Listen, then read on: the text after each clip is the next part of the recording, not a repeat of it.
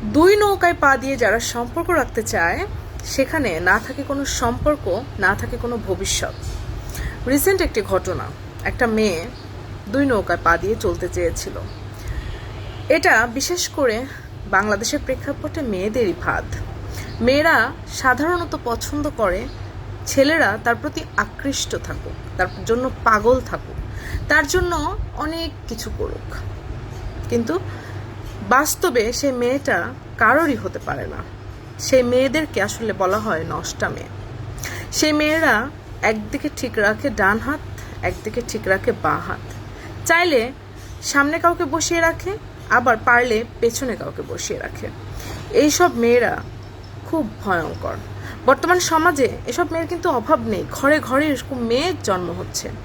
আমি জানি না তাদের বাবা মা সেসব ছেলে মেয়েদেরকে ছোট থেকে কিভাবে বড় করেছে, কিন্তু বেশিরভাগ ক্ষেত্রেই মেয়েরা এই ফন্দিটা খুব আটে।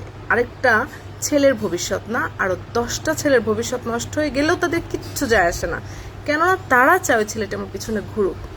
ছেলেরা কি এতটাই বোকা যে একটা মেয়ে ডাবল টাইমিং করছে কিনা সেটা বুঝতে পারে না? ছেলেদের জন্য আফসোস হয়। ছেলেরা কেন এত বোকা? ছেলেরা কেন মেয়েদের ফাঁদে পড়ে? কেন আমাদের শেষ নবী মুহাম্মদ সাল্লাল্লাহু আলাইহি সাল্লাম বলে যাননি, মেয়েদের থেকে বড় ফিতনা তিনি আর কিছুই রেখে যান না? কিয়ামতের আগে এরকম ঘটনা ঘটবে, কিন্তু অলরেডি ঘটে যাচ্ছে।